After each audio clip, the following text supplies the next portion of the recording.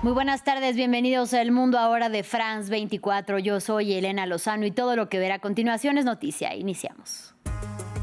En la Franja de Gaza despiden a los 5 periodistas que perdieron la vida tras un doble bombardeo perpetrado contra el hospital Al-Nasser en Han Yunis. Naciones Unidas condenó los hechos y reiteró que los periodistas y hospitales no son objetivos militares.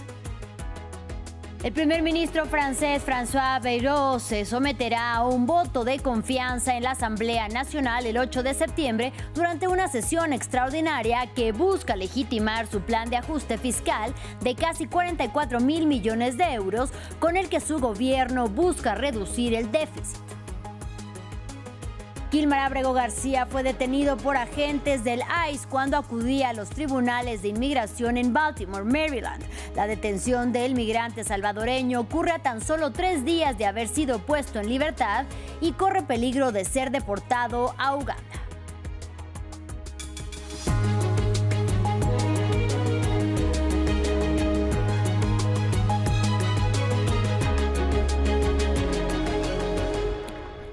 Iniciamos en la Franja de Gaza. Entre lágrimas y lamentos, despidieron hoy a los periodistas que perdieron la vida en medio de un bombardeo israelí contra el hospital Al-Nasser en Han Yunis, al sur del devastado enclave palestino. Se trata de comunicadores que trabajaban para cadenas internacionales como Associated Press, Reuters y Al Jazeera. El ataque también dejó al menos otras 15 víctimas mortales. A 22 meses del inicio de la guerra, el Comité para la Protección de los Periodistas registra la muerte de al menos 192 comunicadores. Israel confirmó el ataque contra el hospital y afirma lamentar la muerte de quienes llama personas no implicadas. Diego Bassani nos amplía. Cámaras ensangrentadas y voces silenciadas. Este lunes, las Fuerzas Armadas de Israel llevaron a cabo varios ataques aéreos contra el Hospital Nasser, una de las instalaciones médicas más importantes del sur de la Franja de Gaza. Un primer bombardeo dejó varios muertos y heridos, entre los que se encontraban varios miembros de los servicios de emergencia del enclave y periodistas que utilizaban con frecuencia este punto alto del edificio para hacer transmisiones en vivo. Minutos después, otro embate golpeó nuevamente el complejo de salud. Comunicadores que trabajaban para Reuters, Associated Press, Al Jazeera, NBC y la red Al-Quds perdieron la vida. Esta mañana el mundo presenció por segunda vez el bombardeo de la ocupación israelí contra el complejo médico Nasser, mientras nuestros equipos trabajaban allí para evacuar a los heridos y recuperar a los mártires. El mundo presenció en directo y ante las cámaras cómo la ocupación israelí atacaba a los equipos de defensa civil mientras intentaban rescatar a los heridos y recuperar a los mártires tras el bombardeo israelí de un edificio del complejo médico Nasser en Han Yunis. Reporteros Sin Fronteras condenó lo sucedido y pidió a Israel detener los ataques en contra de la prensa en Gaza. ¿Cuándo y dónde va a terminar esto? ¿Vamos a permitir que las fuerzas de Israel sigan asesinando repetidamente a periodistas? Existe el derecho internacional, existen garantías para los periodistas que cubren conflictos. Mientras tanto, Israel declaró que investigarán lo sucedido. El jefe del Estado Mayor ordenó realizar una investigación inicial lo antes posible. Las fuerzas de defensa de Israel lamentan cualquier daño a personas no implicadas y no atacan a periodistas como tales. Según el Sindicato de Periodistas Palestinos, más de 240 periodistas han perdido la vida en la Franja de Gaza desde el inicio de la guerra en octubre de 2023. Entre tanto, diferentes organismos de Naciones Unidas condenaron el ataque israelí contra el hospital Al-Nasser. Desde la oficina del Alto Comisionado para los Derechos Humanos aseguraron que la muerte de periodistas en Gaza debería de conmocionar al mundo y reiteraron que los comunicadores no son objetivos militares. Mientras que desde la Organización Mundial de la Salud exigieron poner fin a los ataques contra las instalaciones médicas del enclave. El jefe del Estado Mayor ordenó realizar una investigación inicial lo antes posible. Las fuerzas de defensa de Israel lamentan cualquier daño a personas no implicadas y no atacan a periodistas como tales. Vamos a Francia, donde el Ministerio de Asuntos Exteriores francés convocó este lunes al embajador de Estados Unidos, Charles Kushner, luego de que el diplomático criticara al presidente francés Emmanuel Macron, acusándolo de no actuar en contra del aumento del antisemitismo. Declaraciones que elevan la tensión entre la Casa Blanca y el Elíseo en medio del anuncio del mandatario galo de reconocer en septiembre ante Naciones Unidas al Estado palestino. Más detalles en este informe. Antes del aniversario número 81 de la liberación de París, que puso fin a la deportación de los judíos franceses, el embajador de Estados Unidos en Francia conmemoró el día con una advertencia. En una carta filtrada a la prensa estadounidense el domingo, Charles Kouchner acusó al presidente francés Emmanuel Macron de no luchar contra el antisemitismo. En Francia no pasa un solo día sin que se produzcan agresiones a judíos en la calle, se vandalicen sinagogas o escuelas o se destrocen negocios propiedad de judíos. El propio Ministerio del Interior ha informado de incidentes antisemitas, incluso en guarderías. Apenas unas horas después, el Ministerio de Asuntos Exteriores francés respondió convocando a Kouchner y calificando sus acusaciones de inaceptables. Las acusaciones del embajador son inaceptables. Contravienen el derecho internacional, en particular el deber de no injerencia en los asuntos internos de los estados previsto en la Convención de Viena de 1961 que regula las relaciones diplomáticas. Kouchner es judío y su hijo Jared está casado con Ivanka, la hija del presidente Donald Trump. Su carta va en línea con los comentarios del primer ministro israelí Benjamin Netanyahu, quien la semana pasada acusó al presidente francés de alimentar el antisemitismo al respaldar el reconocimiento del Estado palestino. Los gestos hacia el reconocimiento de un Estado palestino envalentonan a los extremistas, alimentan la violencia y ponen en peligro la vida de los judíos en Francia. Luego de casi 2 años del inicio de la guerra en Gaza, Francia planea unirse a otros países para reconocer formalmente al Estado palestino en la Asamblea General de la ONU de septiembre. Macron hizo el anuncio en julio, diciendo que la paz era posible. Previamente, calificó el antisemitismo como contrario a los valores franceses y reforzó la seguridad en las sinagogas y los centros judíos de toda Francia.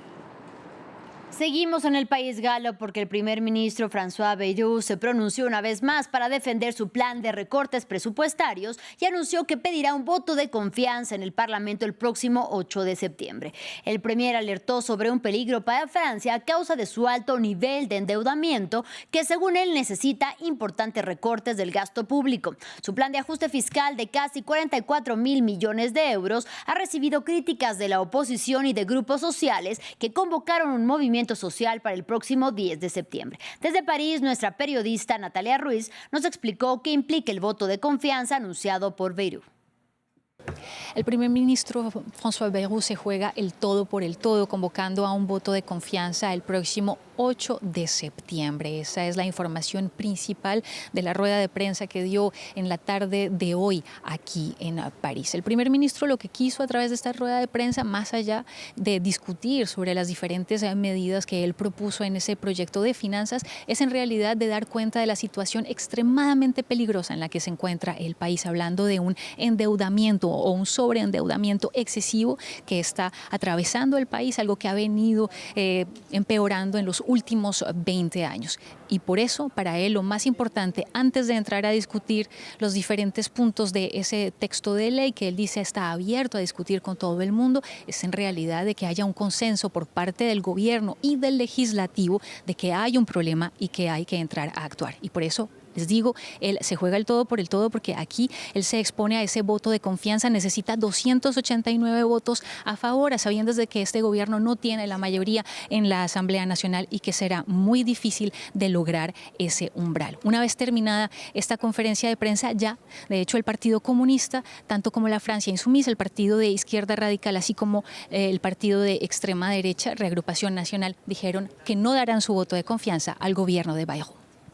Ahora hablamos de la guerra en territorio ucraniano. Solo un día después de las conmemoraciones por la independencia de Ucrania, el presidente Volodymyr Zelensky dijo que requiere al menos $1.000 millones mensuales por parte de sus aliados para poder comprar armamento estadounidense esencial y evitar así que Rusia siga avanzando en su territorio. Estas palabras se registraron en el marco de la visita del enviado especial estadounidense Kit Kellogg, con quien se discutieron temas como, por ejemplo, las garantías de seguridad ante un eventual fin de la guerra, así como la posibilidad de una reunión entre Zelensky y su homólogo ruso Vladimir Putin. Noruega se ha unido al programa que agrupa la lista de requisitos prioritarios para Ucrania de la OTAN, que le permite comprar armas en Estados Unidos. Nuestro objetivo es llenar este programa con al menos $1.000 millones por mes.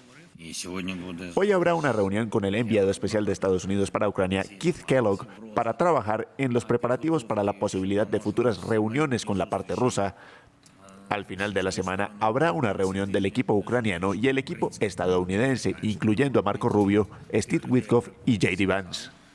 Continuamos en Estados Unidos. Kilmar Ábrego García fue detenido por agentes del Servicio de Inmigración y Control de Aduanas, ICE, cuando acudía a los tribunales de inmigración en Baltimore, Maryland.